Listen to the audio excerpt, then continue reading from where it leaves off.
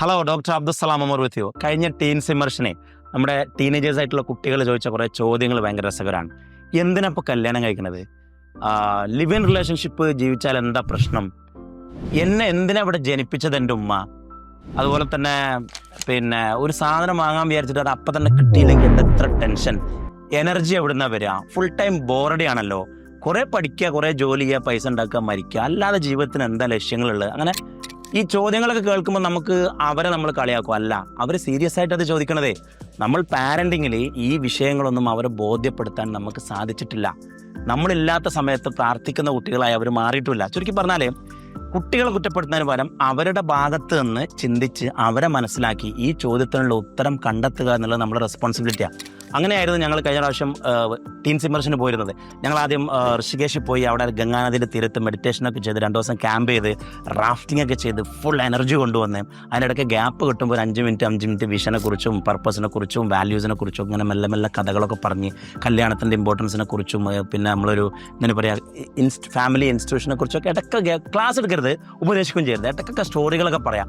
ഞങ്ങൾ പിന്നീട് എന്താ പറയുക ഒരു അഡ്വഞ്ചർ സ്ഥലത്ത് പോയി അവിടെ ബങ്കി ജമ്പിങ്, റിവേഴ്സ് ബങ്കി, അങ്ങനെ അഡ്രിനാലിൻ ആൻഡ് ഡോപ്പമൈൻ സർജ് കിട്ടുന്ന എനർജി കിട്ടുന്ന കുറേ ആക്ടിവിറ്റീസ് ചെയ്ത് അത് കഴിഞ്ഞ് ഞങ്ങൾ മസൂരിയിലേക്ക് പോയി ട്രക്കിങ്ങിന് പോയി. അവിടെ കുറേ sky walking, sky cycling, rock climbing അങ്ങനെയൊക്കെ ആയിട്ട് ഏതായാലും ഒരു 9 ദിവസം കുട്ടികൾ പരസ്പരം അടിച്ച് പൊളിച്ച് പ്രകൃതിയും പച്ചപ്പും മഞ്ഞും വെള്ളവും റാഫ്റ്റ് അങ്ങനെ പുഴകളൊക്കെ ആയിട്ട് ഫോണും ഇല്ല, ഗെയിമും ഇല്ല, വേറൊരു സംഭവമില്ല. പക്ഷെ അവരുടെ ജീവിതത്തിൽ അവർ ശരിക്കും ജീവിച്ചത് ആ 9 ദിവസമായിരുന്നു.